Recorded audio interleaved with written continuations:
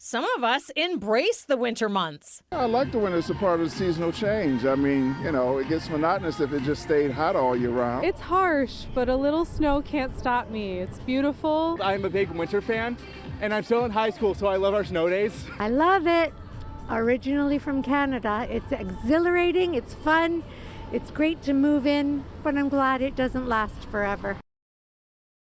And listen, if you are out and about this time of the year and this cold, clearly you love the winter, but getting out and embracing it is also the best way to get through it for those who struggle this time of the year. Seasonal Affective Disorder, brought on by the change in the season and the shorter days and sunlight.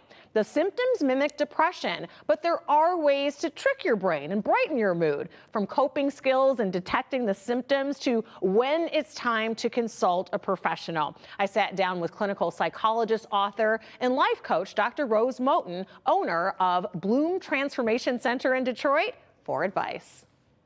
So when do the winter blahs get diagnosed as seasonal affective disorder? Yeah, so, you know, oftentimes you don't even need to get a diagnosis because most of us in the Northern Hemisphere experience some degree of seasonal affective disorder. The dull, cold winter season with fewer hours of daylight and less sunlight bring on feelings of the winter blues. The light is something that acts on just the chemicals in our brains, and it really helps to increase our mood and, you know, the neurotransmitters to increase the serotonin in our brain. And so when you have less light, it just has that effect on you. Those who already suffer with depression or maybe anxiety disorder, the diagnosis comes because you start to see an increase in those symptoms. So let's run down some of the symptoms that we should look out for. Yeah, a lot of people say their sleep patterns are off.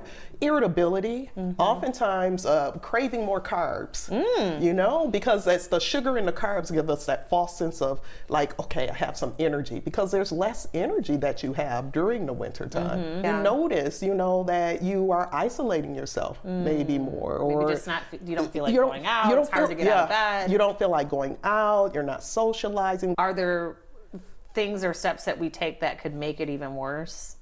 Yeah, like increased alcohol consumption. If you find yourself drinking more and more, you're going to actually make that yourself feel worse. Yeah. When do the symptoms trigger maybe a call to a doctor to get help? For a prolonged sense of time, you're just not feeling like yourself. So if it's going a couple of weeks and it's just like maybe you are more emotional, you're tearful, you're not eating, or you're overeating. What are some kinds of things that you would do in a session with a client? Give them some coping strategies that they can start to initiate in their lives. Meditation is huge. You know, with my center, Bloom, we do meditation classes that can really help to boost the mood as well. Dr. Rose Moten also recommends using this time to replenish and look ahead. This is a great time for us to replenish ourselves, maybe have more community inside of your home. Spring is coming, summer is coming. It's important to have things to look forward to. I know in 6 weeks I'm going to be on the beach. Can be a great mood booster for anyone. I like to go ice skating. Ice skating with my daddy. Just out here skating with my daughters, bro, having a good time. Along with pushing yourself to socialize and create winter hobbies in and outdoors. Sledding, tobogganing, skiing, baking, you know, that could be a hobby. Even younger people are getting involved with knitting. Exercise and keeping a routine helps too. A routine is very important. Getting up and going for a morning walk. Even if the sun is not out, you know, you're still going to have some sun rays. Our wellness is not seasonal, so our self-care should not be either. So are there ways we can trick our bodies with, you know, alternatives to try and get daylight? Just really encourage so many of my clients to get sun lamps. This actually mimics sun rays, and it tricks your brain into thinking it's sunlight. Literally, you can plug it up and sit it next to you when you're working. Is there ever a time when it's like, yeah, maybe you should, you know, consider a relocation? Yeah, if you see that it's really impacting the quality of your life, that is something to truly consider. And that's when you seek professional help. That's when you seek professional help or a realtor.